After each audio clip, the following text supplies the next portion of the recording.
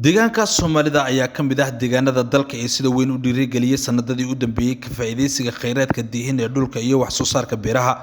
xafiiska horumarinta waraabka deegaanka Soomaalida ayaa isbedelka kadib ahmiyad gaar ah siiyay kor u qaadida adeegyada waraabka iyo ka faa'iideysiga kheyraadka dhulka webiyada iyo waliba dhiirigelinta maalgashiga ee dhinacyada beeraha si mustaqbalka looga gaashaanto abaaraha ku soo noqnoqda deegaanka Soomaalida.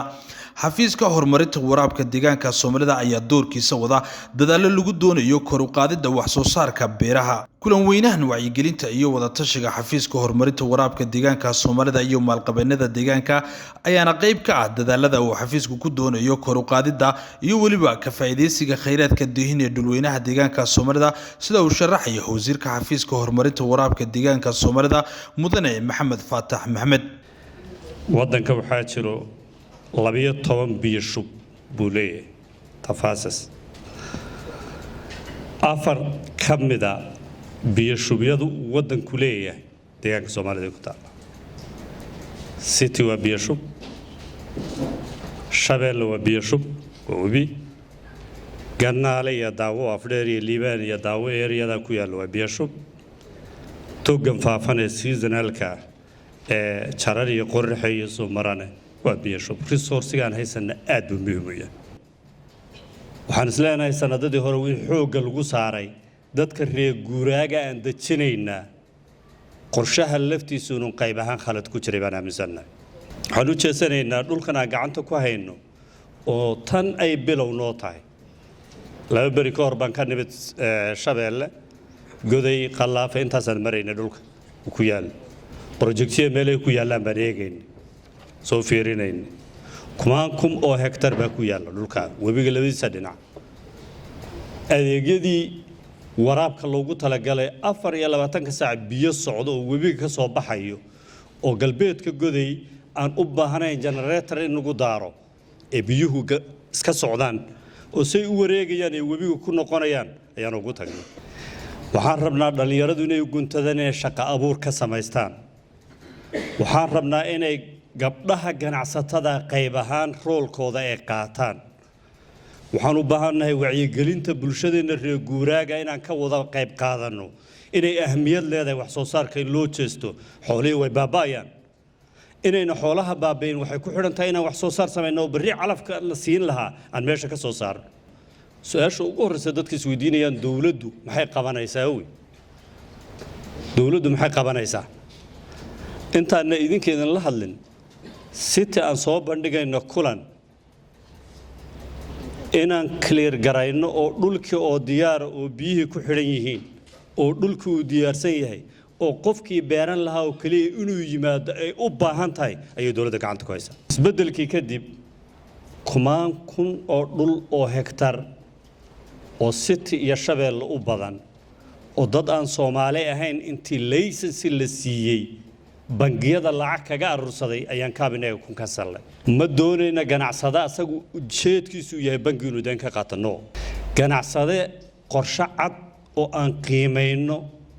oo aan cadayno feasibility-giisa waxaan uu soo jeeday inuu macquul yahay hantidii uu galin lahaana way kooban tahay beeraha marka la maal galin hantida galisaad bay kooban tahay uu galin lahaana ay diyaar u tahay oo cadaynayo practical inuu shaqadii galo ujeedkuna uu bangi ahayn baan u baahan. Marwasiin Xaaji Aadan wasiir xigeenka xafiiska maalgashiga iyo qurbo joogta deegaanka Soomaalida iyo injineer Bakar Daakir ayaa kulan weynaha ku soo bandhigay sida ay uga faa'iideysan karaan fursadaha maalgashi maalqabeennadu. mar labaad iyo mar saddexaad waxaan aad idinku dhiirigelinaynaa shacabkeena Soomaaliyeed inay xoog saaraan sidii aynu dhulkeena wax uga soo bixi lahayn maadaama uu yahay dhulkeena dhul aad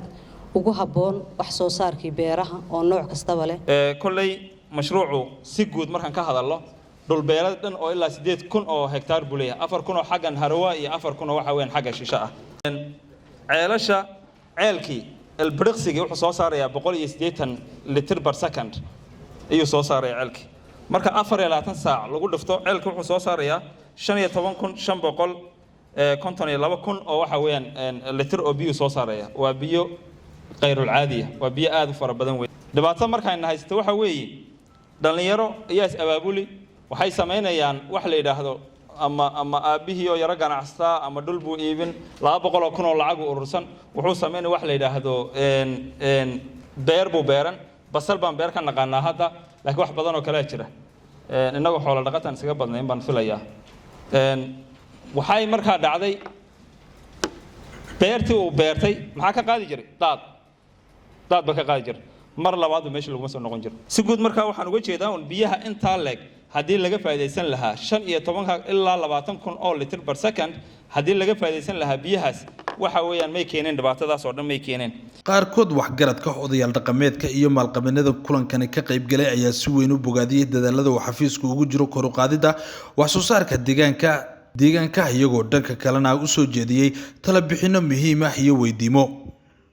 dawladdu waxay taraa 6 bilood anigu waxaan oran lahaa 6 bilood ha laga daayo 2 bilood oo kaliya haatan ninka wax ka soo saari waayay dhulka isagoo male nabigu sallallahu alayhi wasallam wakiilaha dhulka qofkii wax ka soo saara ayaa leh haddaan isdhaanno ama dawladdu ayna dhaantay hogaaminaysa ama dadku baraarugsan yahay maanta lama gaajoodeen waa run dhulka reer male Soomaali baa leh cid alla ciidan u diidaynay walaalaha ya Soomaali cidii wax ka qabanaysa cidna looma diiday intii uu kulankani socday waxaa madasha lagu soo bandhigay dood wadaag lagu la fagurayay ahmiyadda ka faa'iideysiga wax soo saarka beeraha ee deegaanka Soomaalida iyo habka maalgashi uu deegaankani u baahan yahay Sacad Abbas Ali